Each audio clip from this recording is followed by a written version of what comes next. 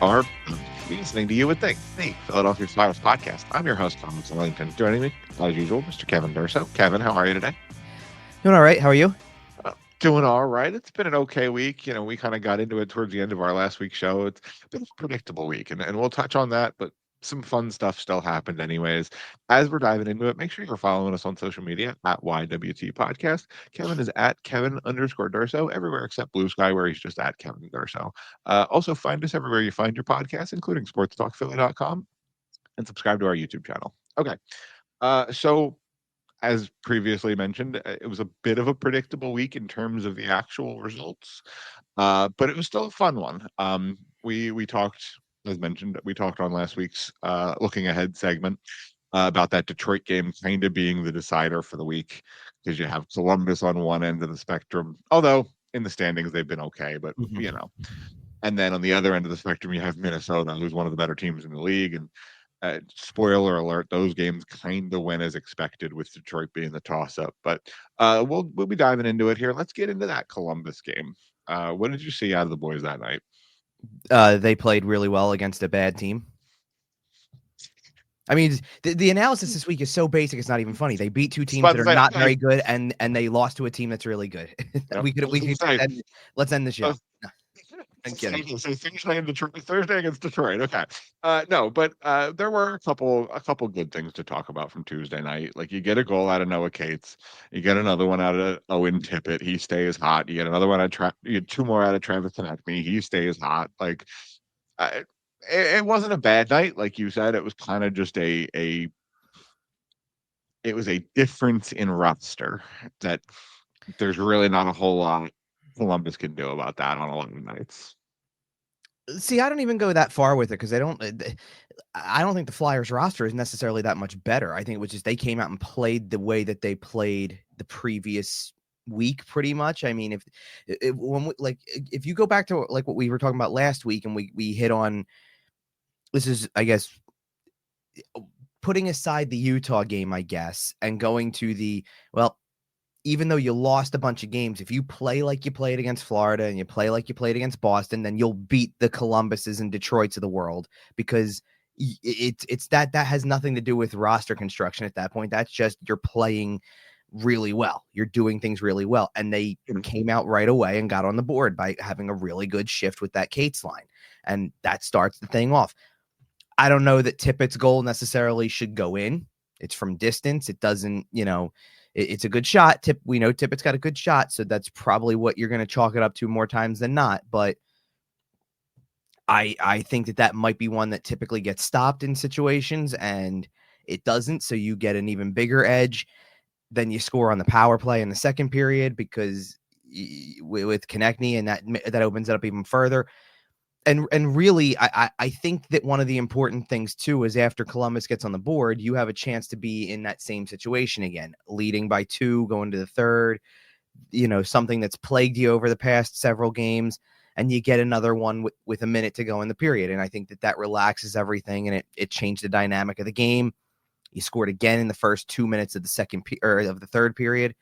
So that really feels like it puts it away. Like, as much as Columbus was pushing over the last 10 minutes and got a couple of goals, it didn't feel like that kind of game. It was more or less a 5-1 game for the most part, and that's the way you're going to take this. I just didn't see much, from the other side at all. Like, they played better than the other team. They won because of it. They scored 5 goals because of it. A lot of their better players delivered in those situations. I was going to say multi-point nights out of Travis Konechny, Matvei Michkov, and Morgan Frost. That'll help. And I don't even know that I consider in the same way that I could throw Frost into that same conversation. Like Frost, wow, he happened to have 2 points in that game. No. I'm saying it's not even that. He has way more ups and downs than the other two. It's just this was one of the ups where there was more production involved. That's about it. I don't have anything. I don't have anything on you kind of come to expect from Konechny and from Michkov that points are going to come at some point. And for Frost, it doesn't happen as often. Frost scoring a goal there was only his 4th of the season, not Konechny getting to 15 on the season. There's a big difference. And regardless, you get 2 points in Columbus. You get out of there with the win. Very, very Uh, important for them with the way Utah went, by the way, that I yeah, think, because if you lose that one too, and you started December off with, I go back to like what we had talked about before, and I basically, like you said, when we did looking ahead, I laid it out pretty well at that like with you've got 2 games that I think you can win, and I think you need them because if you don't get them and you're on either an extended, it's a 4-game losing streak, you beat Detroit, or whether you beat Columbus and then just go right out and lose to Detroit, whichever combination you want to have out of that, you probably could have and should have been 1-1-1 through the first 3 games of December. And now you would be looking at the possibility of either 0-3-1 or 1-3-1 or some combination. You know what I mean? And it's just or worse, honestly. Like, what if you were 0-4-1? If you're looking at that, I think it takes all of the good vibes of how you finished November with a 5-game point streak and throws them right out the window, and you're back to you're not just well, it almost feels like the Dave Haxtell days at that point, where you win 10 games and you still miss the playoffs, and you're a very streaky team, and I wouldn't go that far because it wasn't that kind of winning streak. It's just more of, I think it takes the vibes that we had from 1-5-1. Look at what they've done by the end of November.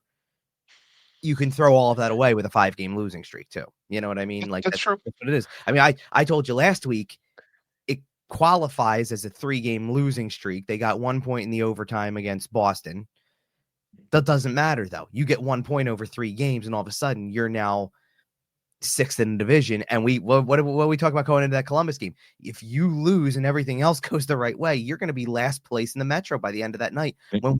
When 3 days earlier we were having a conversation, or not 3 days earlier, I'm sorry, there was a whole week of games, but 3 games earlier we were having a conversation about, well, look at where they are now in the standings. At least you're back to that. Like, they win that game, they immediately jump back into 4th, and it's like, okay, you're there. They're as it sits, and we'll get through more of the games this week, but as it sits this morning, they're on the outside looking in, but they're 4th in the division, so it's and not by much. I think is it technically a tie, and it's just games played that comes into it, I think. Something like that. But well, So and I was gonna say, if they lose both these games, by the way, I don't think we get our quote of the week. The quote of the week, of course, being from Joel Farabee. We're really into high-fiving right now. Because that's really funny, man. I mean, the thing We're is, really into high-fiving each other right now is a great line. well, it is the little kind of like winning. I don't want to call it a gag because it's not like it, but it's an inside thing that they have. It's their little celebration on the ice. They kind of All do the clapping. it looks the clapping thing's different. That's inside the room. That's different. No, the other, but they know those videos go on social media. They're not stupid. I'm not saying that they don't know that the videos go out. I'm talking about the thing on the ice. There are pictures all over, but like, they don't send 5 photographers into the locker room to say, here, they're going to do this standing ovation clapping thing. They have the team guy in there, and that's about it. Right? Like, I'm saying this is something that they do on the, and here's the thing too. It's funny. It's not something that I see, because I'm getting up and walking down to get the elevator to go downstairs. So I'm not watching their handshake line or whatever. It's very baseball-esque in a way. Oh, yeah. I know there's big vibes, big vibes. Well, and I know there's other, like, obviously there's been, because this was did Jordan Hall did a story on this, I think. So I'm going to go pull this up now because I saw something about this. So I'll go try to find all the stuff where the quotes come in and things like that, because but yeah, while you're looking that up, it is one of the reasons I wore the Phillies hoodie today. If you're watching on our YouTube channel, make sure to hit the subscribe button. But yeah, that is one of the reasons I'm wearing the Phillies hoodie today, because this does feel like a very vibey team, and it feels like especially a lot of these younger guys, a lot of the guys who stayed here over the summer. I know I keep talking about that group. It seems like they're friends. They're not just teammates hanging out. They are genuinely enjoying spending time at the rink together. And I think that is a good thing for the room. the thing is that that's nothing new though. Like, I know that they have like every year something different happens. Like last year was the dog mask thing, right? And that was kind of the big rally thing and all that stuff like that. Now this year it's the belt. This year it's this high five thing that's going on now. Things like that. Whatever works, right? Like, whatever rallies you together, I get it. but there's also not outside of, again, we've had this conversation a few times, outside of maybe two guys, there's nobody who's playing get to know you in that room. It's the same guys as last year, so there's really nothing. There's nothing that you need to do to familiarize yourself with anybody, kind of, right? Like you already have just fall right into it. So the story, by the way, with the high five thing is apparently this is based off of something with Jim Harbaugh and the Chargers. That It's something there was like a video that. Yeah. that there's a video that the Chargers put up on, so I'll just call it social, obviously, like the one I'm seeing is TikTok, but like I'm sure it went everywhere, that everybody gets a high five. He's running around after the Chargers won a game, everybody gets a high five. And Joel Farabee basically said something along the lines of that seeing the video, everybody gets a high five. We thought it was hilarious. We wanted to bring high five back. Everyone gives knucks now. We wanted to bring high fives back. So that's where this came from, apparently. At the time, this was Friday, I guess, that this story was posted. So this was right before they had lost the game to Minnesota. So in the previous 17 games, they were 10-4-3 following the Detroit game. And there was so like you already brought up the Farabee quote. We've been really into high-fiving this year and clapping for guys. Morgan Frost is quoted in the article saying, "I go back in line like 6 times." And my favorite thing about it is that it's the insistence of the glove removal before the high five. Sure. Just throw it, like, because every team just does like high five, or either high fives or, like they said, fist bumps and whatever. But I love that they're like, no, we're going to take the glove off and do a palm to palm, like a good old fashioned high five. It's hilarious to me. It feels very baseball. It really does. So do you want to turn this? Well, but it's funny. So it feels baseball. It's coming from a football thing, apparently. That it's a football clip that was out, with the Chargers and all that stuff. And you got hockey players doing this that are saying, "Let's bring the high five back." It's all funny. Look, like I said, whatever works to bring you together, I guess, is whatever it is. This is not a direct association with the clapping thing, which started really. So apparently, the story with this one is that in Columbus, or at least the best video of this, I'm sure they've done the clapping thing for a little longer, but in Columbus in particular, Nick Seeler fought Matthew Olivier after in a great time. Well, but he did this in more or less, I feel like it was in response to the hit on Emile Andre, which look, take it for what it is or whatever. They said he was a healthy scratch for the last 2 games. I do think there was maybe a little something more to that than just whatever, because honestly, and I'm not trying to jump too far ahead, but if you're rolling out Igor Zamula to play on your second power play unit in Minnesota, I don't think that you're thrilled about that by any stretch. I don't think Emile Andre is fully healthy. But we'll get more clarity on that, and you're really going to know something. Because I don't think he was that banged up. I don't think, like, not to the point where you miss Thursday and then an afternoon game on Saturday, and then don't make it back after 3 days off away from games. If he does not play Wednesday, you have more reason to believe that this is actually I think, and to be honest, to be honest, why do you play the same lineup after you take a guy out, even if you insist he's healthy, right? You do it because you won a game, you played well, you reward the team, you say that's the lineup I'm going with, and then they lost a game. So now you probably make a change. Fair enough. Yeah. So let's move on from the Columbus game and let's actually move into that Detroit game that you were talking about there. Also known as the day that the Philadelphia Scott Laughtons beat the Detroit Red Wings. Dude just loves playing against the Detroit Red Wings, let me tell you. Man, it is actually wild, the Scott Laughton Detroit stats. Do you happen to have them in front of you, or because it is absurd how much he likes on the Detroit Red Wings. I'm going to do my best right now. I know I can, I'll be able to get his numbers up against a team pretty easily. That's not hard. I'd love to get his game log because I want to go and just see how many games recently, the number, because the number of goals he's they've played Detroit with relative, they play everybody with relative regularity. You play every team at least twice a year. That's not like crazy to talk about. Yeah, And but Detroit's well, also in the conference, so you play them well, 3 times a year. I was about to say that it's Yeah. not the same thing anymore. Where it used to be a Western Conference thing, and you would barely see that Yep. team. You see them, you see them 3 times a year now. But it's got to be something like if I went and found the 3 games last year. Well, they've only played them once this year, obviously. If I found the 3 games last year and maybe the 3 games the year before, I think the numbers I would find are even more outrageous. Like it feels like I've watched Scott Laughton have really good games against Detroit every year for the last however many years. I guess this is the best way I'm going to do it. I'm going to do it. So let me start with this one because I'll pull up his career numbers against. Yeah, do that because he only has 102 career goals, So and a significant portion of them are against the Detroit Red Wings.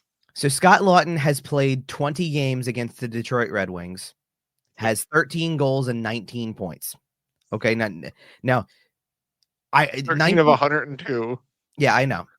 Well, that was the lead for my story, by the way, was that he came in with 9 goals. 9 of his 98 goals were against Detroit, and he finished the night with 13 of his 102. Insanity.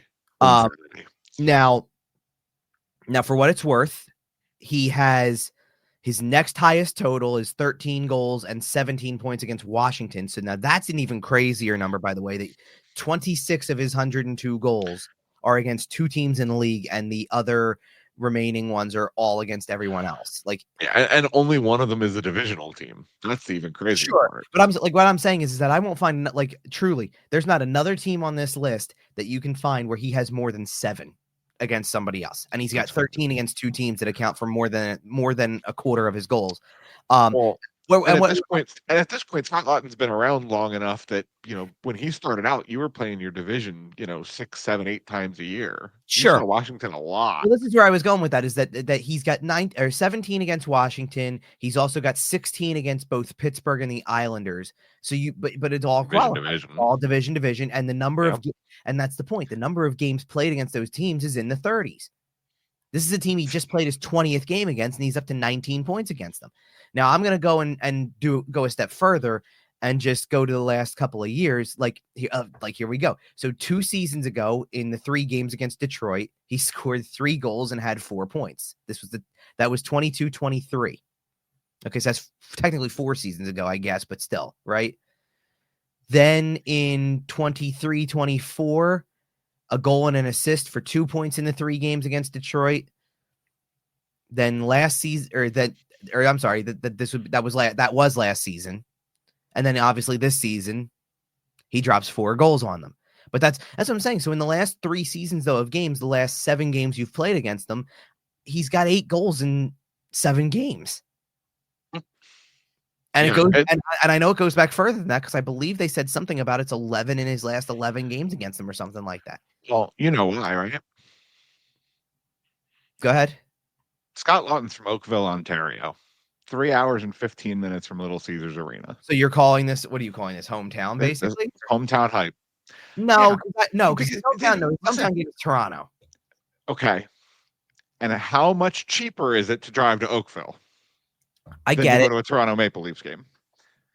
Family, I'm sure he can spring for tickets. Listen here. No, I'm not worried about the tickets. I'm talking about the other costs, right? Listen, if you're family members with a player, they might hook you up with tickets. You're not going to necessarily expect them to hook you up with travel expenses, gas and hotels, and et cetera, et cetera. And would you rather, not rather, but price wise, there's Detroit and there's Toronto. Listen, I'm just saying I wouldn't be surprised if more family members show up to Detroit. Yes, I'm sure family members show up to Toronto as well. But it might be a little bit easier. What if they have family in that area? It also feels like it's a null and void point. This was a home game. Yeah, but it's the team. It's the team. Once you figure out how it doesn't have anything to do with who shows up, though, is what I'm getting at. To me, he's got it solved. Okay, but I think there's no rhyme or reason to it. I think it's hockey, right? We're also talking about the guy who had 3 goals coming into that game and then finished with 7. There is no rhyme or reason to stuff like that, other than that you just have a night. That's true. I did also want to mention Scott Laughton was the best player in that game. Cam Talbot might have been the second best because which, he was which, absolutely which, spectacular. and I'm not trying to jump to looking ahead too early or whatever, but apparently the very next day in practice, he hurt himself. So Oh, now, and that's relevant, obviously, with the next team because I tend to believe, and it's it's not it's the question I'd love to ask John Tortorella that I'm not really going to probably be able to do unless I get to a practice to talk about it, because it's not a post game question. It's not something that you ask to get substance out of. It's more of a pregame question. But he talks a lot about how he's very hands off with the goalies. He doesn't want anything to do with them. He leaves that to Kim Dillabaugh. That's your goalie coach. Whatever they say goes. And that was what had a lot to do with the Sam Ersson injury, because it was, when he's ready, they'll tell me. Like, I'm not getting anything. I'm not trying to do anything with this. That's on them. I wonder if Kim Dillabaugh looks at the schedule ahead and tries to line guys up so that it works out, that you have guys who in a month like this month's schedule is very unique. You just played Columbus on Tuesday. You played Detroit on Thursday. You're going into this week now, and you're going to play Detroit on Wednesday. You're going to play Columbus on Saturday. You also have LA on the schedule this week, who you see again at the end of the month. I'm curious, when you have a schedule like that where you play the same team, and ironically enough, two of them you don't see regularly interdivision wise, like they're not interdivision. Do you line it up so that you sit there and you say, at least going into it, I want to see how the guy plays, and if he plays well against them, I'm just going to roll the guy right back out the next time around, because now you know what to expect from certain guys. You've seen them shoot on you. It should be an experience thing. I think that the back, like, for a perfect example, there's the Detroit LA game this week is a back-to-back. Kolosov's getting one of them. I would like to believe that Kolosov's getting the game against the team he just faced this week and played well against, right? and that would be this game, by the way. This is the Detroit game, so I think this is a good time to kind of get in to our backup conversation. Well, we can get there in a minute. What I'm saying is, yeah. Because what I'm saying is that would also line up that Ersson can get the last two. He plays LA. He probably plays Columbus again, like he did already this week. I wouldn't, LA is the back end of a back-to-back where they play Anaheim. I think that lines up where Kolosov gets the lesser opponent and Ersson gets LA again. Like, I just wonder if you go into it with that mindset. I'm going to play this guy both times against blank, because and before I go into like the Flyers goalie situation, this is what I was trying to get back to is that Talbot played so well, and like you alluded to in the group chats, he always plays well against them. It feels like you get that kind of Cam Talbot performance. You get Vezina Cam Talbot back, absolutely. And I would believe that Cam Talbot probably has the start in this Wednesday game until you see that there was an issue with the goaltender, like that he's tweaked up. I don't know what the situation is, that because Alex Lyon was banged up a little bit. He was a scratch as an injury for Saturday, or for Thursday, I mean, sorry. So who's the third? Is it still Ville Husso? Well, Husso got to start Saturday. Okay. Now, whether or not that translates 3 days down the line and he starts again, or Lyon's back or whatever, because Lyon played him last year and he left the game, but like he played well the game that he did play them, so I wouldn't be shocked. Detroit does also have those same 3 days off. Well, and Detroit also, for what it's worth, because I'm sitting there trying to act like they only have 3 guys, they also have Kosa. Oh, Sebastian Kosa, who did play for them while they were trying to figure some stuff out. So he might be a guy who comes into the equation as well. I don't know. It just depends on the severity of what's going on with Talbot now, going along with the severity of what Lyon's trying to come back from. Husso's obviously the guy that they turn to. Because I think Talbot they knew about, so they would have had time to get somebody up there. Wasn't it Vancouver, I think I saw, that had to get a e-bug in? Ottawa. Oh, Ottawa did. Okay, that's right. It was Allmark was playing, and somebody got hurt.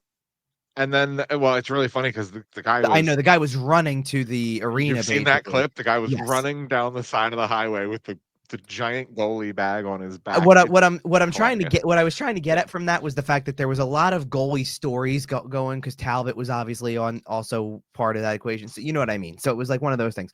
So yeah, now I think we can turn our attention to the Flyers goalies more than the... Speaking of goalies, when you were laying out kind of the schedule for the rest of the month and how the goaltending situation might line up, I noticed that you didn't say the name Ivan Fedotov. Because there was no reason to, because John Tortorella actually went there and gave us more information than we typically get sometimes on things, and essentially said, this is decided. Sam's the number one, which we are used to hearing about. We know Sam Harrison holds that spot, but Aleksei Kolosov has basically solidified himself as the backup at this Is the point. number two. That's what Yeah. the team has said.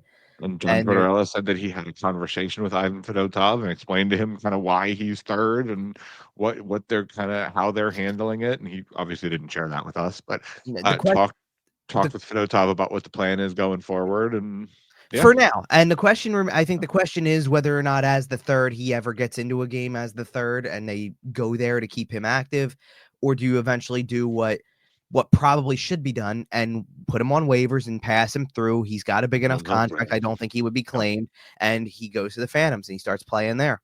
It's it about would all be there is to it. And I don't frankly, it would be a really unfortunate claim because I think he had shown signs of finding his game, and I think a little time in the minors and would I do think wonders for him. I think what you feel good about right now is that I understand it.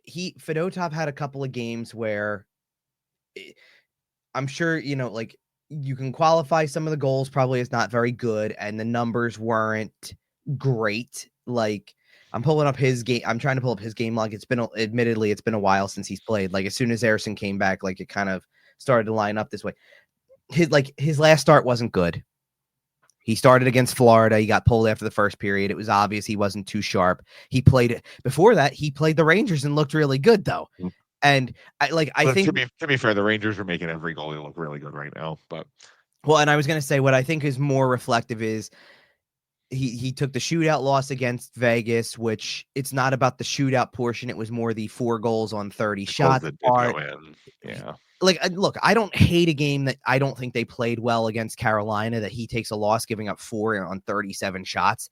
Like, you just didn't play well. In that game. Yeah. Right. Like, you're probably more or less out to dry and you do the best you can. But the way, I think what's more intriguing about Kolosov right now is the athleticism, and that he's come in and probably given you a shot in the last handful of games that maybe you didn't deserve. He's the guy in goal against Nashville. He's the guy in goal against St. Louis games. He's the guy in goal against Chicago, for that matter, that even though you're trailing in the game, he's keeping you involved so that when you come back and you win a bunch of those, what are they? All 3 of those games are 3-2 overtime wins. Like that, yeah. But so 2 goals consistently is a nice number. He doesn't have the best performance against Florida. You go right back to him, though, because he's the one who keeps you in that game. Because let's face it, Kolosov gives up 4 goals against Florida. 3 of them are power play goals. You feel a little less bad. It's a really good power play team. Right. You feel a little less bad about your goalie when a great power play is doing all the work. He essentially is a big part of the reason you get the game in Boston to overtime, even though you had established a lead. He's playing really well, making some big saves at key times. Boston just does what Boston does in Boston against the Flyers and finds a way later in the game. But I think you look at, even though he gave up a goal right after, you look at the pad save on Morgan Geekie, you look at some of the saves he made during the penalty kills of that game, and you say to yourself, that's what's going to keep you in a game. They needed to do better to get the puck out of the zone in those situations, or try to figure out, or not, or we're talking about penalty kill at that point. Don't take so many penalties like they did in those 2 games that you had him. One he played in relief, and one that he had to eventually take the loss in overtime. You make this announcement essentially, and he comes out and he plays a brilliant game against Detroit, and he's now got wins in 4 of his last 6, and he's 4-1-1 in that time, and 4 of the 6 games are 2 goals or less allowed. So again, what did we try to say? When we looked at Fedotov's numbers and you looked at the numbers across the board, where it was okay, what did he bring everything down to? You look at Kolosov's numbers right now, and they're not great, but they're getting better and they're becoming more respectable backup numbers. Goals against average is up in the league. Save percentage is down in the league. It's just the nature of the beast. And they brought this up on the broadcast, and I forget who it was. They said something about it or whatever, but they brought this up again in the Minnesota game. Maybe it was Marc-Andre Fleury because that's who they faced. I don't remember exactly, but it was brought up. Why is save percentage down? And the response had something to do with you're not seeing that weak shot from the wall near as much anymore that qualifies as an easy save. The chances are better. Shots are more selective. So they're going in more often. So at this point, what's a normal league average save percentage? It's probably 895. For sure. Well, and I did want to mention, just as we kind of move on from Ivan Fedotov, because he looks like he's going to be your third guy for now, and maybe end up in the minors eventually if he can pass through waivers. Frankly, I think that would probably be the best thing for him at this point. I think he has still played a dozen games on North American ice, roughly. And I think the ability to go down to the AHL, and I know you don't typically want to be developing a 28-year-old goalie, but have him go spend a year in the AHL, face a lower quality of player, respectfully, to the AHL, see a little bit more success, hopefully figure out the angles, figure out all the this, that, the other, that's not quite at that NHL speed. And I could see Fedotov showing up in camp next year and challenging for one of your primary goalie spots. But I think a little bit of time in the AHL would do him wonders if he could get it. The thing is that there's an element where like you got to put all the factors together and realize what's happening here. Fedotov is running out of time to establish himself. And while he had that great stretch, and I think that it's important that they have a third guy that you actually feel like you can trust. That's a big element of this. He can get you a win. There's no doubt about that. I mean, I immediately think of the game in Tampa where he was the guy. They had to sign an emergency backup that night because Kolosov tweaked something in pregame skate, in morning skate. Ersson was already hurt. You knew without, like, they had even announced Kolosov was going to start that game. Fedotov has to play. He then goes out and outduels Andrei Vasilevsky at the other end, wins a game in a shootout, first NHL win. Didn't have anything going for him before that in terms of NHL success from a win standpoint anyway. And yeah, we've seen flashes of brilliance from him. And I think of that. I think of the game against the Rangers. This is not going back to Sam Ersson, the rotating group of Cal Peterson and Fedotov coming in. And then when I really need a guy, Felix Sandstrom's number 3. We're past that at this point, I think. You've got a guy who, if you really needed to go to number 3, you can feel a little bit more confident in. And I just think that, and look, we don't know the angle of this part of it. Obviously, all the stuff with Kolosov in the offseason and like kind of the desire to be an NHL. But the fact of the matter is, the last 6 starts, he's really earned the extended look. Like this isn't, hey, the guy's got a goals against of 350 and a save percentage of 870, and we just are giving it to him because if we don't give it to him, he's leaving. He's gone to Russia, right? His numbers are better than Fedotov's. And absolutely. his play is better than Fedotov's. Yeah.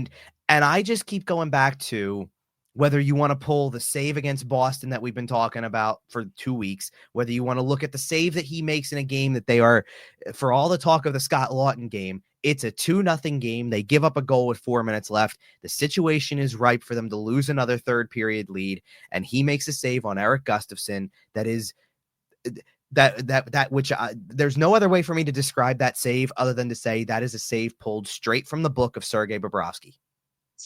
It's that athletic, I'm going to pull my whole body across and get you. And he looks so much like Bobrovsky. It's crazy. And maybe you owe it to yourself. I don't know if anybody's gotten in the ear of this because it's not the same coaching staff. It's not same management. Danny Briere might know a little thing or two about the story, obviously, because he was part of it in some capacity as a player. Yeah. But I think somebody kind of has to get in your ear a little bit and be like, don't screw this up. You've got a 22-year-old kid who's athletic, who's having a decent stretch of games right now. Don't screw it up. I don't know what Sam Ersson's long-term future is as this goes forward. You're multiple years away with 2 19-year-olds in the system. I was about to say, well, and in other future goalie news that we don't have a tab for, I'm just going to touch on it real quick.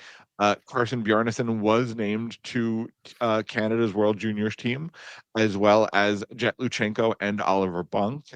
Denver Barkey was a late cut again. It's unfortunate, but hopefully he does what he did last year, where he comes back and absolutely torches the OHL.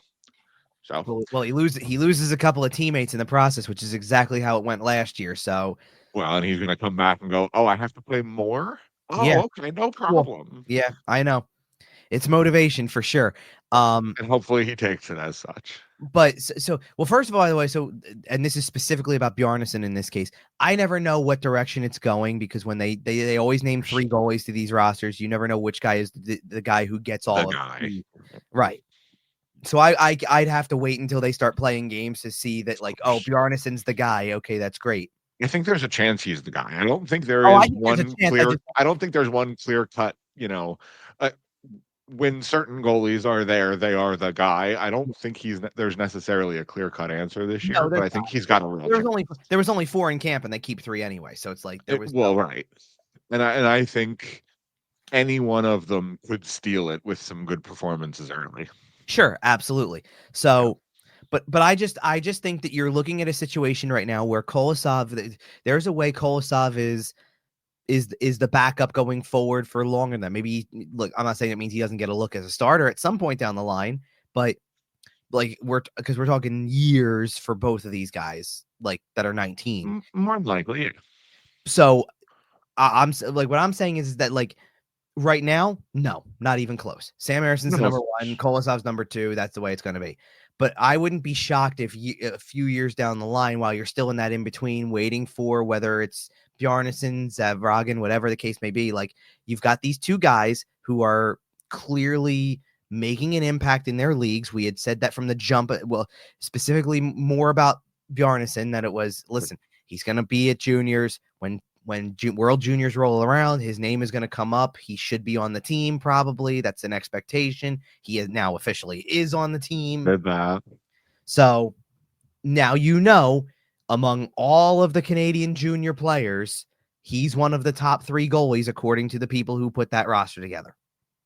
Which, to be fair, those people have been questioned quite a lot this year, but that's a story for a different show. Not with the goaltending, though. When that World Junior preliminary roster came out, nobody said a word about the goalies. It was, I will you're say, missing that defenseman, you're missing that. Although it was not very long. Like, we had a big discussion about some of the names that were left off that list, and we even said T.J. Ginla was an interesting one. And not more than 2 days after it was announced he had a surgery and was out very long term. Oh, and then it was super weird though, because a bunch of the other people that we talked about got, like, added later as people started dropping, and then got got cut anyway. Beckett Seneke added and then cut. Correct, got cut. Correct added and then cut. Like, it's just very strange decisioning out of Team Canada, and I don't know what's going on there. It almost seemed like they added those people to cave to public pressure and then cut them because they didn't like them that much. Maybe. I don't know. Well, what are you? Okay, anyway. Again, story for a different show. Back to the Flyers situation. We did have Kolosov play on Thursday night against Detroit. He looked fine. He looked really solid. He did the job right. I was going to say that. Can we talk about that second period for just a second? Because that was the closest I've seen 5-on-5 hockey to looking like 3-on-3 hockey in a long time. Because there was probably a 2 or 3 minute stretch there in the second period where it was wide open. I don't think it started that way in the period. It got no, definitely not. It was like 5 minutes or so in, and all of a sudden everybody threw everything out the window. There was 2 breakaways or something like that. There was at least 2 odd man rushes. There was a breakaway for oh goodness, who had the breakaway? Joel Farabee was stopped on a 2-on-1, and then Couturier had the breakaway. I think is what it was. Was it Konechny? No. No. Okay. No, it was only those 2 chances. But it was those 2 chances. There was a 2-on-1 the other way for Detroit at one point in time. Like, in that mix, like, it was all over the place. Like, Cam Talbot made some stellar saves. Kolosov made a couple of good saves. Like, it was but it was a sequence, man. It does set up the first goal for Laughton, which was, to hell with this. I'm just gonna let a clapper go on a breakaway because I'm not doing, I'm not taking my chances. And he sure ripped one. you know, I texted the group. I don't remember seeing a guy and I don't even think it was a legit breakaway. I think it was a penalty shot that I'm thinking of, but I don't remember a guy going in alone and letting a clapper go since Claude Giroux did it in a shootout. I think as a Flyer. One day we will have is Scott Leclaire actually John Laughton, or is Scott Laughton actually John Leclaire discussion? But I don't think today is that day. Funny you should say that. I'm bringing the Laughton tab back up for this part. Funny you should say that because the last guy, we were wondering this after the game. Who's the last Flyer who scored 4 goals? It was John Leclaire in 2002. And it was John Leclaire. There was some discussion that it was, there was some discussion. No, it was 2002. It was 2002. Okay, it was. Okay. Right. There was some discussion over another player who it might have been that was very close in time frame that I think is it weird to say John Leclaire was an afterthought because it was expected he would do it kind of at some point in his career, you know, and he did, obviously. Like he did 3 times with the Flyers, by the way, because this has only happened before Scott Laughton did this on Thursday. It's only happened 16 times in franchise history. And 3 of them were John Leclaire. 3 of them were John Leclaire. 4 of them were in the dead puck era, by the way. John Leclaire's so underrated. So stupid underrated. Anyway, give me 5 seconds here because I had it up before. Give me 5 seconds to give you the records because it's right there for the Flyer records. There's only here's your list of 4 goal scorers. Okay, the very first guy who ever did it was Rick McLeish. Did it in February of 1973 and then did it again in March of 73. So there's 2. Okay. I mentioned Leclaire already once. That's 3 times, and 3 times were they coming? Depends on how you I guess the whole thing is dead puck era. Sure, it was once in 97, once in 98, and once in 2002. I think dead puck's roughly 96 to the lockout. Right. Roughly. Now here's an interesting one for you, by the way, because twice he did it against Montreal. Love that, Johnny. By the way, there was a video. Or there's video, like if you dig, like you fall down that YouTube rabbit hole, you know what I'm talking about. Like there is video. First of all, there is video of the last 4-goal game of that one in Montreal, but one of the Montreal games in 97 was a home game.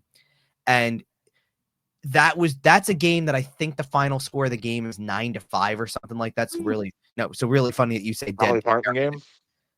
Yeah, I guess so. But in particular, because of what season it was 1997. The Legion of Doom that day, I think combined for 17 points or something like that. That's a good game. Yeah, I remember that one. But the last goal, for a moment, they think because this is still, you know, Jim Jackson's calling the game on the clips and things like that. If they think for a moment Leclaire scores a 5th, and it's actually Lindros who scores, and I think Leclaire gets an assist on it, so he ends up with 5 points anyway in the game. But I think, for a moment, and because if it would have happened, that would be the record. Nobody has ever scored 5 in a regular season game. So that's an interesting tidbit for you there. And ironically enough, the guy who does have 5, right? Because obviously we're referring, like Reggie Leach scored 5 in a playoff game once, right? Yeah. Never scored even 4 in a regular season game. He's not one of the guys on the list. I'm promising you. Like this list has other goal scoring types that you would expect. Like Lindros did it once, Rick Tocchet did it twice, Brian Propp. The name obviously that comes out is Tim Kerr did this 4 times out of 16 going into Thursday, right? See, that's insane. I did do a little bit. I did a quick Google on John Leclaire's era adjusted stats. If you adjust his prime, okay, 7 seasons in a row of 50 goals. Does he hit 60 at any point during one of those? It's like an average thing. You kind of average it out to 50, but it averages out to 50. But see, because this is why when you era adjust like that, I guess this is why players like Lindros has definitely gone on the record and said it. I think there's others who have played with him that have said Leclaire should be in the Hall of Fame. Look, John Leclaire the fact that John Leclaire's not in the Hall of Fame is an absolute joke. Then absolute joke. Here's the thing. You've got then you've got a list of Flyers then that you could say the same thing about that need to go in before Leclerc comes into the picture. Honestly, like I'm sorry, I've been when we do this show and we've rolled this around, I've been beating the drum for Brindamore for years that he should be in, and honestly, if you're going to make that argument for, and I know the errors are a little different, obviously, but if you're going to make that argument for John Leclerc, I think you can make the argument for Brian Propp too. I agree with you. Brian Propp's got 1,000 points. He's got 1,000 points. I know. The one thing I will say about Brindamore, though, and it's unfortunate, if he goes in, he probably goes in as a king. Well, sure he does, especially as a and of course he does. Of course he does, and he should. That's the cup. That's the picture. Like that's Rod Brindamore, and I know. Listen, it hurts as a Flyers fan. But like I understand that, but like, listen, you know as well as I do, and this room, this whole set behind me, all this stuff all over the place. There's stuff all over the place, right? I've got a picture of Rod Brindamore over in this corner, and I've got a puck over here that's ready to go on the wall. The second, whenever I can get more space to figure that out. But what team do you think he's representing in both of those? It's Carolina. Yeah, that's Rod Brindamore, right? And it's not even close. Like I picture him in the black '90s jersey. No, that's fine. And he is a Flyers Hall of Famer for a reason. There's nothing taking away from that. I acknowledge that that's not the correct picture of him, objectively speaking. Because guess what? I don't care. It didn't even matter what his numbers were. What's his crowning moment as a player? Yep, that raising that cup. Exactly. What do you think the picture is? That's why Nicholas Obey-Cabell will always be a Colorado Avalanche. For dropping the Stanley Cup for the picture? Right. Okay, so back to the other games. Working back around to the Flyers here, there is one more game to talk about. I think we've put it off because it's probably the least fun game here to talk about. Saturday afternoon, you have the Minnesota Wild. I mentioned it in the group text, but it threw me off the entire first period because it felt like the exact same camera angle as the Wells Fargo Center. So it felt like it should be a Flyers game, but it wasn't. It was a road game. It was in Minnesota. Yeah. And man, Kirill Kaprizov's good at hockey, huh? Sure, of course he is. Holy. Like honestly, there are two moments in this game that changed the whole complexion of the game. Like it was closer than the score appears, obviously. Absolutely. Like I don't want to just make it like this was not a game that as a loss I sit there and I put the same level of like bringing them down that I did on the Utah game. Like that was just a boring, bad game. The Utah game was. This was not necessarily that. They were clearly outplayed and they were clearly going up against, they were the inferior team in this. Judging by the way the standings look this year, I get that. Right, Minnesota, based on points percentage, Minnesota's the second best team in the league. But I do wonder if the game changes in any way. If either Travis Konechny scores in the first period where Marc-Andre Fleury looks like vintage Marc-Andre Fleury, or they're already down 1-0. They're on a power play, and basically Matvei Michkov saved a Travis Konechny goal.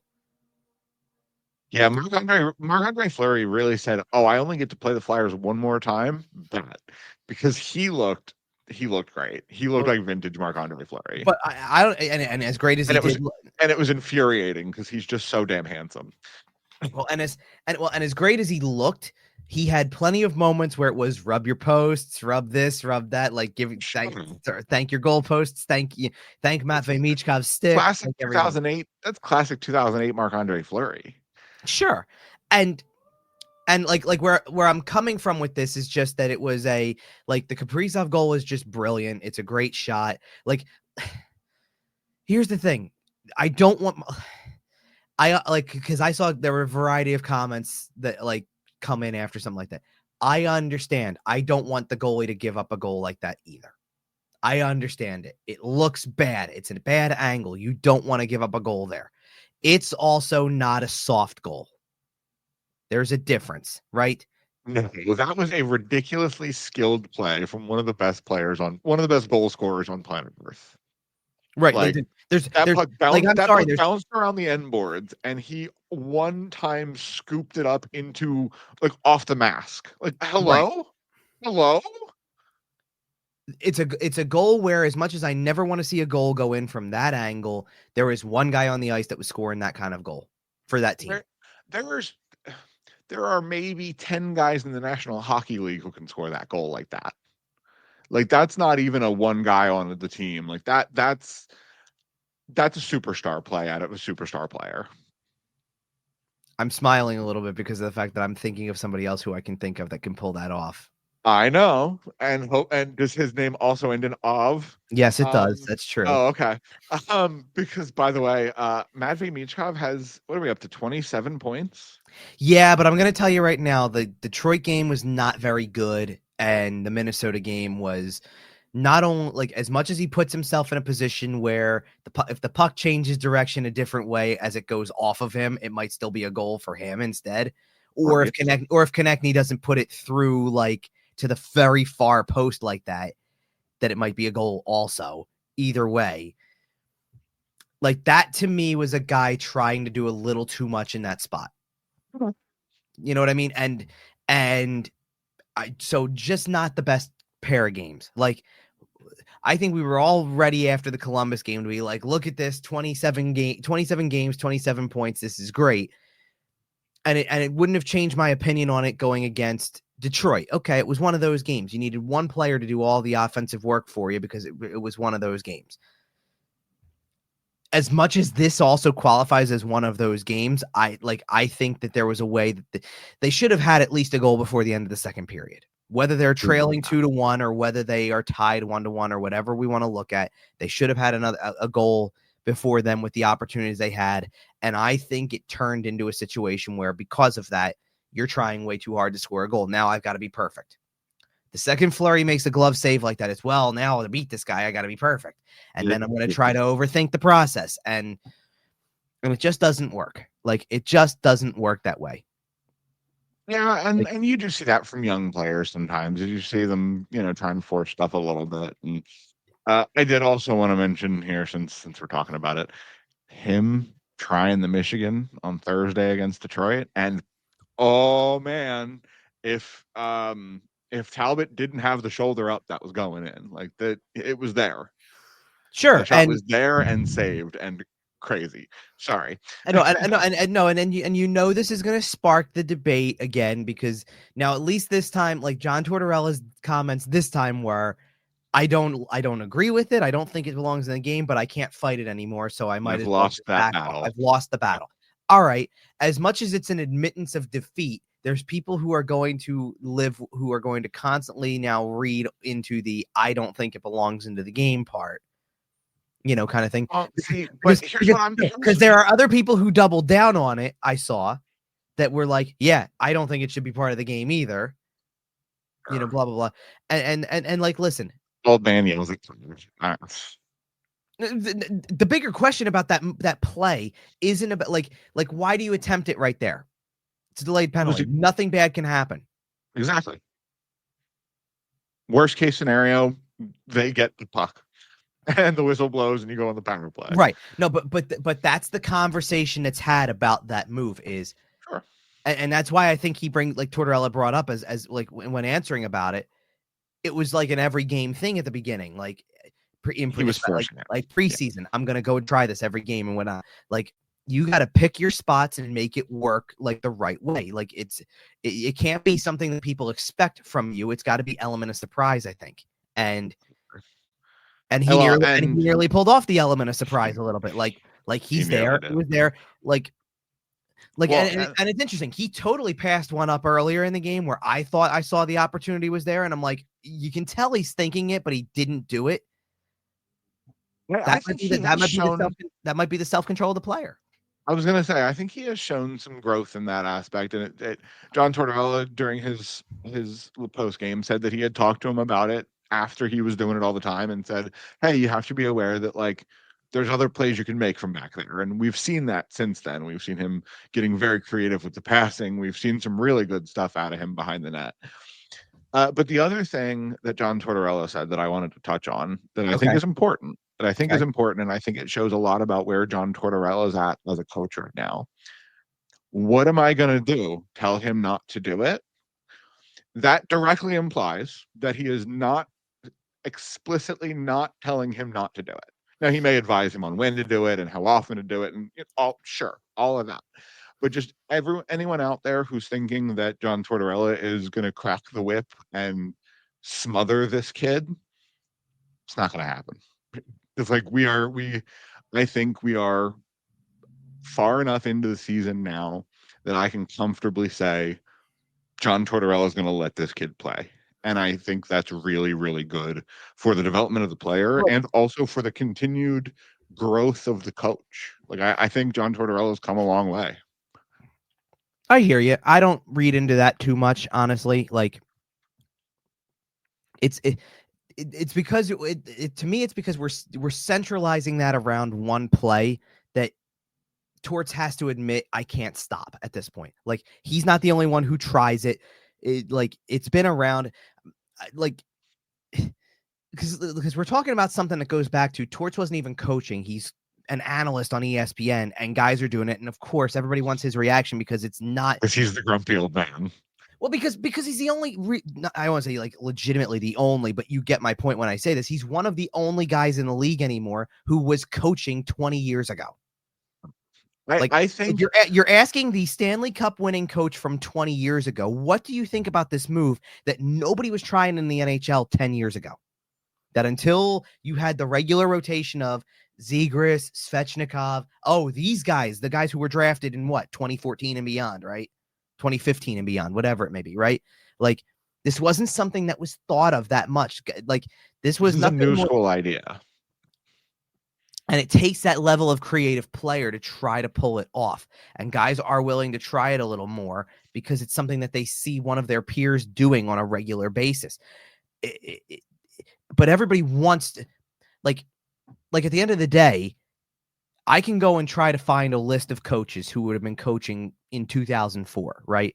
And I'll probably come across like Peter Laviolette, and I'll come across Daryl Sutter, and Sutter's not even Lindy Ruff. Like, yeah. But none of those guys are going to say it as outspokenly as John Tortorella is. So when it happens, and when John Tortorella's got a guy on his own roster that's able to potentially pull it off, that's attempted it, the question comes to Torts. Why? Because you want a soundbite. What happened when Michkov tried it in an early practice? I saw tweets that he tried it immediately, instantly followed by, and here's what Torts thought. Here's what Torts did when he tried it. Here's what, because all the focus is on, well, what does John Tortorella think about it? Well, was it Michkov or was it somebody else from a year ago that like somebody had tried it? So it might have still been Michkov. It might have been early on, but like, somebody had tried something, and Tortorella, I don't remember if it was last season that something like this happened, so it was before Michkov, or if it was Michkov himself, but something happened where it was, like this happened, and right away Farabee turning around, like Konechny and Farabee turned around and looked at him immediately, right? I think that might have been the one in camp, but regardless, okay, right. Yeah. But you know what I'm saying, like, right, because the players know it too, right? Like, sure. This is who John Tortorella is. He's the old school guy. This new school thinking, I don't want it around. I don't want that type of skill, flashy play that shows up like everybody. But I think he has shown an acceptance of, I may not necessarily like it, but that's where the game is at. And if it gives us a better chance to win, then I'm gonna go with it. Well, what was the comment then? I'm not like jokingly, I'm taking it off the board. No, right. I'm not taking it off the board. Right. Right. Exactly. And I think frankly, I feel like I've been a bit of a John Tortorella supporter this season, which is kind of strange. But I feel like he's kind of catching a lot of flack. And I think this is something that he does deserve some credit for. Like, he acknowledges and to some extent tolerates the fact that his views are a touch outdated. Well, and to me, one of the things, because this will touch on something else Michkov related that isn't anything to do with the type of goal he's trying to score there or anything like that, right? But like, people read into way too much on a base level of what they see that doesn't dive deeper into the situation. Like, here's what I mean by that. One of the comments that start this conversation off, and it has nothing necessarily, like, it does have a little to do with the move, but it doesn't at the same time, is that Well, it does actually, because it was the timing of when Michkov attempted it. It was early in the second period. It kind of is what got that free for all style going a little bit in a way, because after the power play, then 5-on-5 opened up like crazy, right?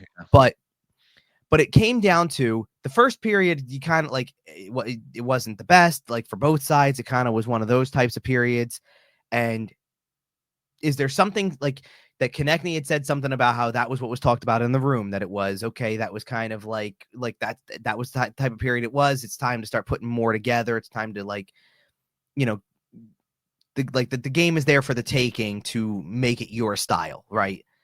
Or whatever, right? And Torts was asked more along the lines of, Konechny said something was said between periods. Is Michkov the type of player who takes what was said between periods and then goes out and kind of consciously makes a decision to try a play like that? And John Tortorella's response was, I don't think he knows what the hell I'm even saying. I don't. And he's laughing about it, like, right, or whatever. Yeah. And I saw stuff floating around on social media about, you can't get a translator in there to make sure he knows what those mean. Like, no, you don't know what's going on. You want to talk about the fact that, like, from a media perspective, like from my standpoint, and it's something that people can sit there and say is us complaining equally as much, right? That earlier in the year, it was they don't have a guy there every game, it feels like, so we have to play a guessing game on when we're going to get Michkov.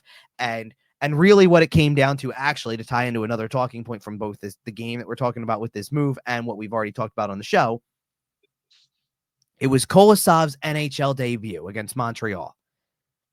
And it was, there's nobody here to do this, so we're not getting Michkov, we're not getting Kolosov.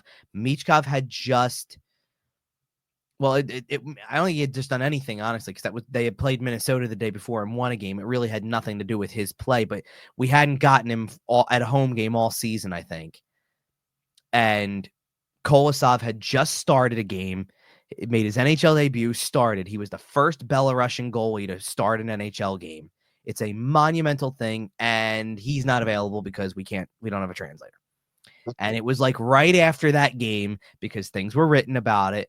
It was like right after the solution was found. No, do they have somebody on the road all the time for this? No, they do not. But see, my point is that this is what I mean by taking something at face value. I don't think I think they have a plan in place for communicating with him. And Torts kind of detailed some of it, but I think you're taking it at face value that there's nobody there to translate. No, I don't think that's the case at all. Stop with that. Well, okay, so a couple things here. I know for a while they were relying on Igor Zamula to do a decent chunk of the translating, to the point where it may have detracted from his playing game. Um, I That's think a conversation people to have for another day. fair enough. I think there is a reasonable expectation that Comcast Spectacor, the company that owns the Philadelphia Flyers, can afford to have someone there at very minimum for all media appearances. Now, if you don't like, somebody should be there on call, on standby every game, so that if he is going to be there in media availability, there is a competent translator there. Right. I think that's a reasonable expectation from media fans, etc. Well, and I think they've already solved that, because lately you've gotten more of that anyway. Like, I can think of multiple games where we've gotten one of the two with regularity at this point, because at this point, Slava Kuznetsov's the guy who's been translating for both Michkov and Kolosov in these situations, and I'm pretty sure he's at every home game now. Okay. That was And not the way it was. I think that is the minimum. Right. That was not the way it was at the start of the year. It's not a surprise. Like, for example, we get the text from PR during the third period in Boston about any player suggestions. And right away, the first thing on there is Slava's not available today. Because obviously, Michkov had scored 2 goals in the game in Boston. You want to talk to him. You probably want him for a game like that, but they're letting you know right now he's not available today. And tomorrow, that's more of a possibility for tomorrow. Okay, fine. It is a road game, and I understand what they try to save is in the most extreme circumstances that on the road they could possibly get a phone one going. but they don't have a guy traveling all the time with them for this. And I think they should. I think if you're talking about, I know that we are not comparing this on a 1-to-1 scale here, okay? Okay. But if he's going to be your Shohei, and again, I know he's And I 1/10 of understand. 1% of Shohei. I See, think there's a reasonable expectation that for a superstar, you have someone with him until he's comfortable in English. See, but I don't think. See, what I'm saying is that I think people are taking this too far in terms of face value. You're making it sound like nobody on the team is able to communicate with this guy, whereas I don't think that's the case at all. I think there's a big difference between having somebody follow the kid around as a media perspective thing and having somebody in the room who can get a message across from the coach to the player. I completely agree. And I'm speaking more on the media side of things because I'm Right. talking And I don't about care about that. Like I okay. don't care about it near as much as other people probably do on the media side. Honestly. As far as in the room, I think you have enough guys there that, like you said, can get a message across, right? That speak, that understand what's going on in English and can get the message across to him in Russian or whatever he's most comfortable in. And I do also think that there's a pretty solid motivation within the player to be learning English. Like we've seen it coming out of him. We've seen him talking a little bit on the bench. We've heard a few things come out. He's, coach a joke here and there in English. Like he's further along the English path than I think a lot of players would be at this stage of their move. And I think he has a real desire to learn English because he knows that is a difference maker. But what I think what I'm coming across with is that it's the bluntness of John Tortorella in a press conference setting to sit there and say, I just don't think he understands what I'm saying, which everybody then freaks out and goes, so he doesn't understand anything. So why don't they have somebody there who can help him understand? They do. Come on. I also he's in a locker assume room. I also assume that John Tortorella was kidding a little bit. Because he laughed right after he said it, by the way. So that doesn't mean you're not taking steps to do it. Like, I get it. Like what you're also trying to talk about in that situation is think about what the question is being asked. This wasn't a tape session where we're going to sit down, a translator is involved, and we're really going to go through stuff in detail. Breaking stuff down in depth. It's between periods. A guy is going to come in here, a coach is going to come in, give a fiery message like, hey, let's pick it up here. Let's go, right? Like, and whether he understands it or not, it doesn't matter. I think he gets the vibe of the room. I was going to say, I don't think you necessarily need to have perfect English to speak hockey. I'm going to tell you right now, after 2 months of being here, game after game after game, Michkov understands body language. Exactly. And he, you know how I know he understands body language? Because he is reading faces of people in terms of, like, he knows he is making, as much as it's in Russian and he needs a translator when he's with the media, he is trying to make jokes with people.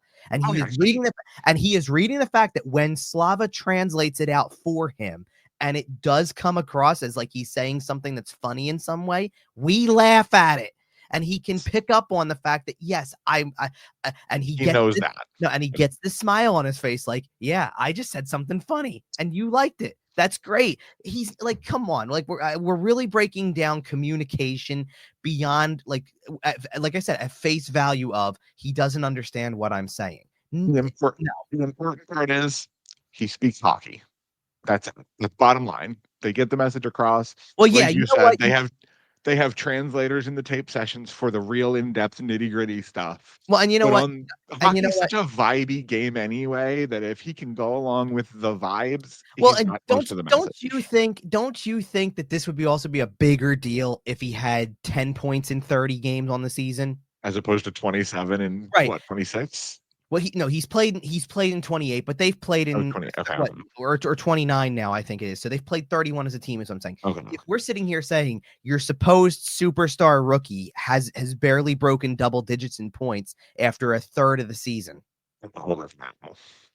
right? No, he's only point per game. He's only in the call they're running. He's only come as advertised. I'm not worried about whether or not like the coach is sitting here who's blunt and just says it like it is going to sit there in the media and go, yo, between periods, I don't even think he knows what I'm talking about. And let's be honest. Okay. Are Russians known for subtlety? I'm sure him and John Tortorella understand each other just fine. No, so then in the same vein, then he doesn't understand anything that's being said when they win a game and somebody goes out and points at somebody and they're clapping like crazy. He has no clue what the hell's going on. Right? And he knows some of it. Like I'm sure they've explained it to him at this point. But but also, did we or did we not get a video from a game? Great game, guys. Good win. Coley's the best player. In English, to the ring. In English. Message. And I'm telling you, like really, and really solid English. Like he sounded fairly comfortable with that. And it's basic, but it's going to get there. It's going to take time. Like I think everybody wants to rush into something because of the fact that it's not to your liking, that the coach and honestly, there's an element where, and I'm not sitting here saying that I agree with everything John Tortorella does as a coach. I understand that. I think it's people who also have their preconceived notions about John Tortorella and want to use it as he doesn't understand you. Why hasn't anybody done anything about this? Believe me, I think they have. I don't think it's happening. Right. Well, I just think you're taking everything at face value at that point. You're taking a quote at face value that he doesn't understand me. Listen, I know John Tortorella is blunt and straightforward, but the man has subtlety. The man has nuance. Like he knows how to crack a little bit of a joke. What did we say what did we say the record was over 17 games before they lost to Minnesota? It was 10-4 and 1 and 3. Yeah. Does that sound pretty good? Does that sound like it's a problem area, that stuff's not working out with coach to players, that you've got a rookie Russian who doesn't speak English more than a few words? And they bounced back after losing 3 straight. Right. You won your next 2. Right. And then you lose the, as we probably had said it all along, the scheduled loss in Minnesota because they're that good. Top 3 team in the league by most metrics. Right. Exactly. And listen, I think the Flyers are okay. I think we're getting to the point. We have a decent chunk of the season here. You're 10 games away from halfway. I think this year's team is closer to what last year's team was than what the expectation of last year's team was. Better than we maybe thought. And when I talked about this season going in, I talked about the fact that it's a pretty similar roster. A lot of your younger players hopefully take a step, but essentially, as far as the roster goes, you're down a couple defensemen, but you're also up Matvei Michkov for Cam Atkinson. And I know Cam Atkinson's been playing in Tampa, and I think he's been hurt, but regardless, that's an upgrade.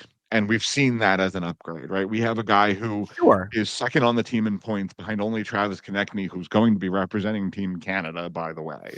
So we're talking about, he's already probably in the top 5% of players in the league, top 10 at the max. Like we're already talking about, in Matvei Michkov, we're already talking about a guy who is climbing the ranks of the elite. And obviously it's going to take some time to get there, but 30 plus games in. Right. It's the skill set, though. It's what you're seeing in the skill set and the clutch gene that he's got and all that stuff like that. It's everything else that you're sitting there going, it lines up that this is a guy who, even though he doesn't, the real deal. No, but even though he doesn't score on it, even though he attempts the Michigan thing, doesn't score on it and all that stuff like that, it sits there and tells you right now that he's going to be a fun watch for years, and you're just scratching the surface of it. He just turned 20 this week. Tim Jackson said on one of the broadcasts this week, I don't remember which one it was, they're getting to the point already that anytime he gets the puck with a little bit of space, you expect magic to happen. And we're talking about a kid who's 20, 30 games into his career.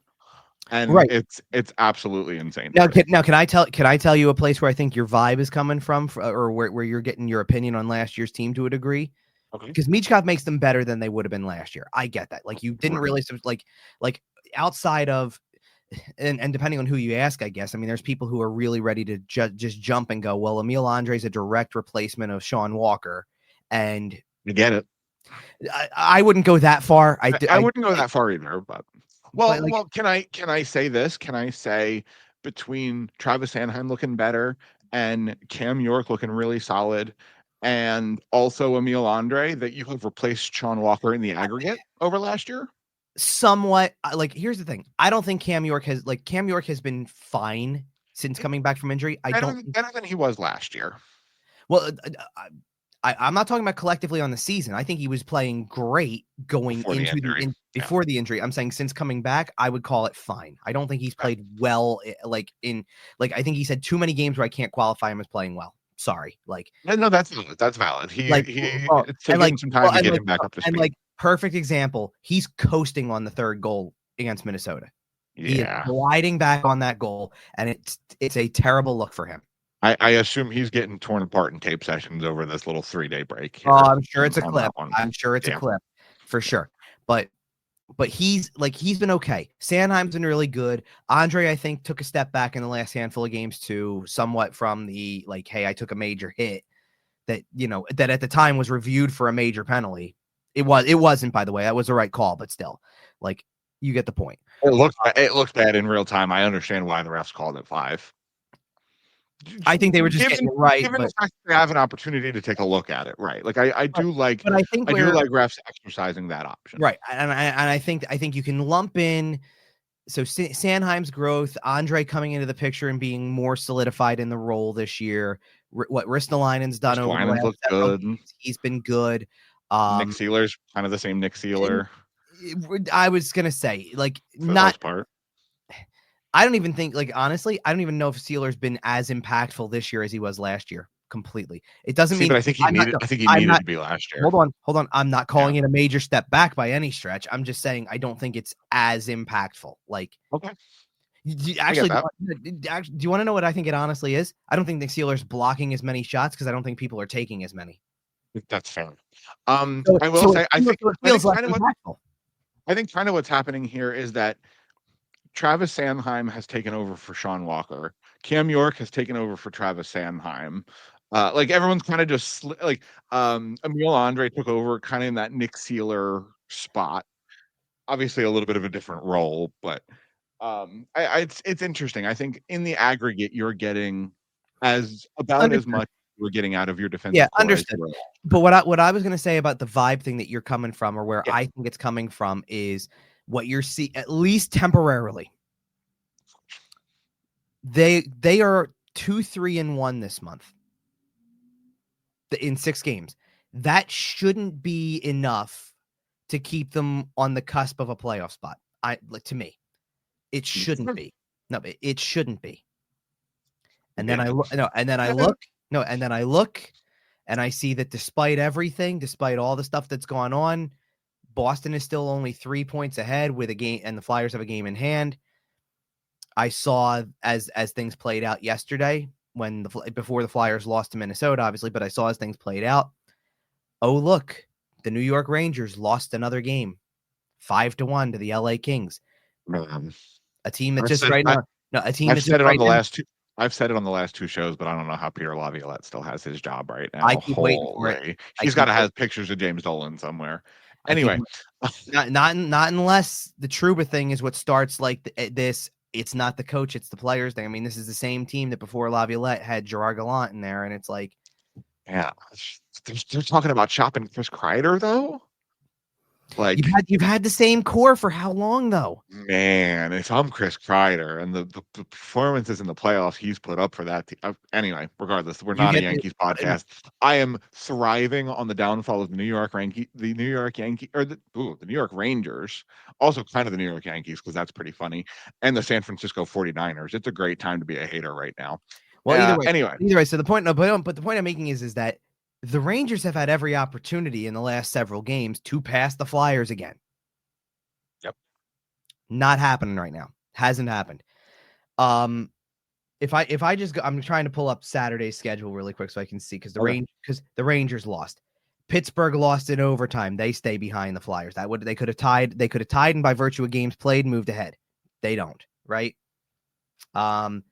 Okay, the Islanders didn't play. That's why. The Islanders have the Blackhawks on Sunday. So there's a chance that they move ahead. But still, that would Well, also well, no, but guess what? If the Islanders pull ahead with a win or even with a point, actually with a point, they don't pass the Flyers because there's again a game in hand involved. well, and then the nice thing is if we switch over to our looking ahead here, the Flyers are even going to have some more points or some more opportunities to gain points this week. As you mentioned, there's a couple of rematches this week. You get Detroit first half of the week, you get Columbus on the back half of the week. It's an LA game sandwiched in the middle there, but Detroit and Columbus are two extremely beatable teams. You just beat both of them, and neither one of them are getting better anytime soon.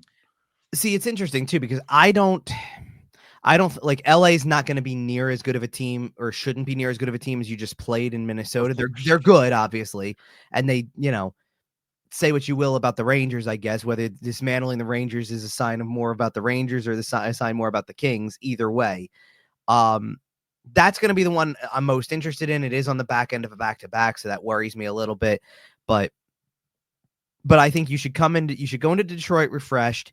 Detroit was not a great team by any stretch, so I'm a little not worried about that, but I feel like that's one you've got to take.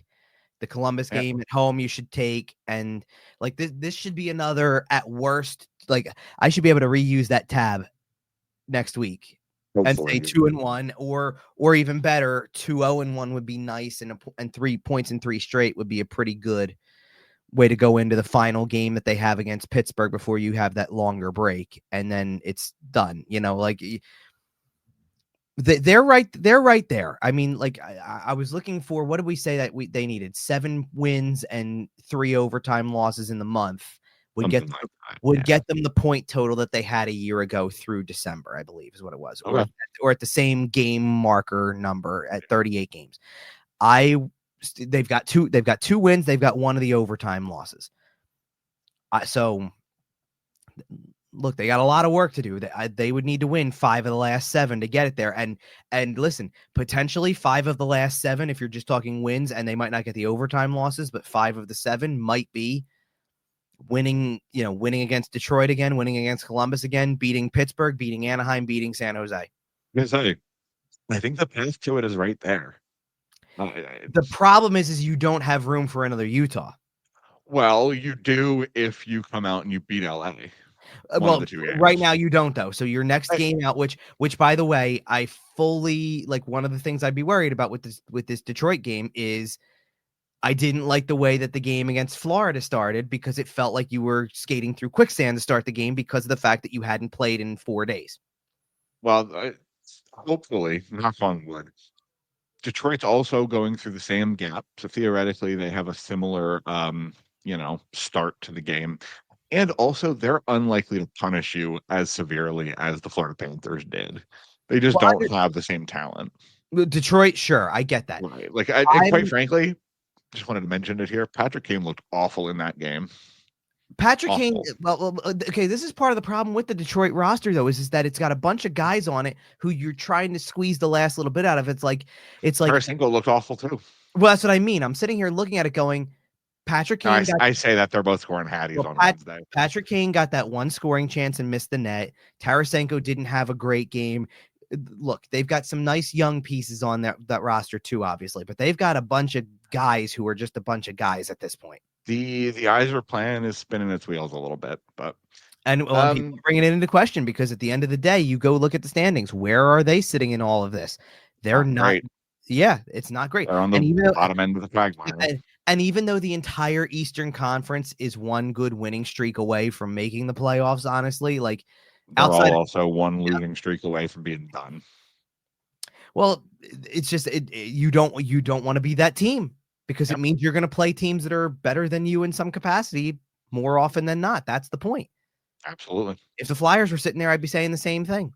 Well, and like we talked about, the fact that the Flyers are sitting kind of towards the top end of that same muck in the middle of the standings there. It keeps you in the playoff race. It keeps you in a spot where you control your own destiny. If you're winning games, you'll be in a good spot. Right. And I just think where I'm coming from with this is that you sit there and you go Detroit, Columbus, Pittsburgh, Anaheim, San Jose are all on the schedule. They're all behind you. Pittsburgh's played a little better of late. Anaheim's gotten some things going a little bit of late also. That might play a factor, but you should still hopefully go in and take, like, again, to me, it's that feeling of if you play the way you played the second period against Florida, you play the way you played mostly against Boston, you certainly play the way you played against Columbus and Detroit the first time around, you'll be better than those teams for it. What worries me is that, like, you come out of this month of December where there's opportunity with Vegas, Toronto twice, Dallas, Anaheim's in there, and then Florida again. That is the stretch that if you aren't playing a little bit better by that point, that is a stretch that could destroy you.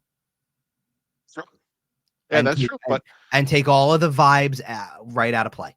So I did want to mention, we talked about some stats a little bit today. I did want to mention the Money Puck has the Flyers at like 71% to make the playoffs.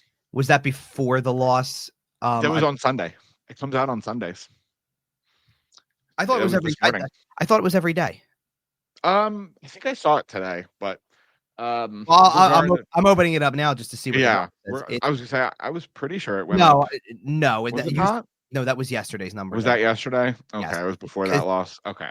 It's not a horrible number. It's reflective of exactly what you think happened yesterday. It's 49.1% on money. Listen, if you told me before the season that on December 15th the Flyers would be sitting at almost 50% on the playoffs, I'd be pretty comfortable with that. For what it's worth, by the way, who are the teams I said the Flyers are playing this week or in general for the rest of the month? Detroit, LA, Columbus. Detroit 12.9%, Columbus 1.6%, Pittsburgh next Monday 10.2%, Anaheim 1.2%, San Jose 0%. And LA, just out of curiosity, like I know that's probably a pretty high one, but 93.9%. Okay, yeah. They're a decent team. But like I said, that means that by the numbers, according to Money Puck, according to the eye test, according to the standings, according to, all these tests that we use to evaluate hockey, you should win most of your games the rest of the months. If you win the 7 that we kept talking about, then you'll have the same number of wins as you had last year at the same time. Obviously, you hope the Blue Shirts better than last year's back half, but you put yourself in that position. You put yourself in a spot where, like I said, you control your own destiny. If you're winning games, if you're playing good hockey down the stretch, you can do things. I also just think at this point, you're 31 games into the season. You won 2 more games this week. That put you back into the playoff spot for a little while, and then you're out of it when you lose a game and a couple other teams win because it was a Saturday and it's a big busy day around the league. But you're hovering in that spot, and we'll do the show next week, and it'll be 34 games are in the books. Then we'll do probably another one that comes up on being at 37, 38 games. And then you're going to look up, and that 1 week is going to go by and it's going to be past 41. And if you've come halfway through the year and you're there at that point, you might as well be going for it more than if you're not. I'm not saying that means that they don't sell something off at the deadline. That's not what I'm trying to say at all. It's more just you start to invest more in the idea that that's a possibility because you're far enough down, and that's why for me, I'm taking the same approach to it as I did last year. I'm not convinced they're going to be there. That doesn't mean anything to me. These percentages mean nothing to me. It's more or less they're there though. And what I kept doing last year was the longer they were there, the more it became realistic. Right. It probably took me 60 games to fully buy in last year, and just in time for them to completely collapse. Well, when I finally felt it, right? Yep. When did I finally feel it? Do you remember? No. When it was, oh God, I can't remember. I thought I had it because it was literally the last game before the collapse started because it was the win against Boston. The win in Boston. Yep. No, not it was against Boston. Right. But I was down there. It was for every reason that they had for that game to not be, because they had just taken the lead with 4 minutes left in the third, gave up the tying goal again. Tyson Forrester scored with 1.5 minutes left. The place is going nuts. They just beat a team like Boston, who at that point in time was not clinging to a wild card spot or third in the division or whatever it was. They're still They one were of the going teams to in make the league. right. They were going to make the playoffs, and I was convinced at that point. I'm like, well, they just beat Boston. They're beating good Way. teams. No, but it was they just beat Boston that way, and I wasn't worried about the fact that when like even after the fact that they lost to Florida the next day with just a bad goaltending performance, they lost in overtime to the Rangers, but those were two games that you were sitting there going, points were going to be at a premium. You've gotten yourself in that spot to the last 9 games that feel like you should win 4 or 5 of them easy, and they won 2 of them. And then they didn't. Yeah. Well, and we know we know the answer by now, right? Like, what did I just say about it? They should win 4 or 5 of them. 4 or 5 wins in those 9 games. They're in the playoffs. That was what it was. What it was, and they just fell apart at the end. And it is what it is. And but it took. But my point in saying all this is that it took me to game 71 for me to sit there and really point it out and be like, all right. Now I can tell you on this show for sure and certain, I think they're making the playoffs because they just won a game like that. And but that's how far into they didn't. Well, even though I know. Even though they didn't, that's how far into the year it was for me to sit there and be like, this is what it took for me to feel like it was really going to happen, that I could commit to it. You might have been there after, like you said, you might have been there after 60. I needed 11 more games. You did need a lot more time than I did. Which was like I needed all of March. You were there after they beat Florida the way they did, with that last minute third period goal. You're there for that. You're there for, well, they bounced back and they beat Toronto, after losing to Toronto. They, take your pick on a bunch of these other games that could have been, right? You were there the way they beat Tampa when the lights went out in the place, right? Like, it's stuff like the lights out in Tampa. Right. But it's whatever, right? Like, I just wasn't there yet, and I'm still not going to be there with this one. We're going to, I won't be, I'm going to tell you right now, there's only 10 games until we get to this point. I'm not going to be there halfway through. And I probably, I don't know. I've kind of said a couple different times that I think they're making the playoffs this year, so I might already be there. But I get what you're saying, and I am obviously still, skeptical about this team too. And I am. Well, can I say also for one of the white knuckling it? Well, as much as that's a good quality, can I say also one of the things that not worries me, but that has me a little concerned right now is, you win that game against Florida that you come back in, you win the game in Boston that you looked really good in for 2/3 of it, I would say easily. You win this game, win on the road against Minnesota this week, something like that. You finish the job against Vegas. Like, the Ranger game was good, but the Ranger game looks a little bit less and less promising. The win is aging poorly. Yeah. Right. It kind of when you see what the Rangers are going through is my point.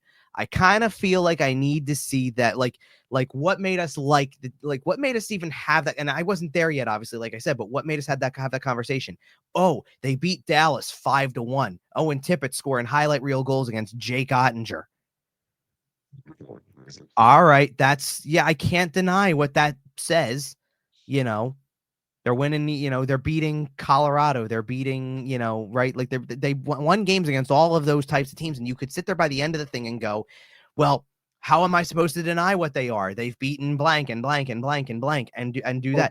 How can I say they're beating teams they shouldn't beat when they've beaten all of these teams? Right. I can go look now and sit there and go, well, you haven't played Winnipeg yet, I don't believe, correct? I don't think you have. No. Okay. You haven't won against Washington. Yes, you did win against Minnesota, but you just played Minnesota and lost.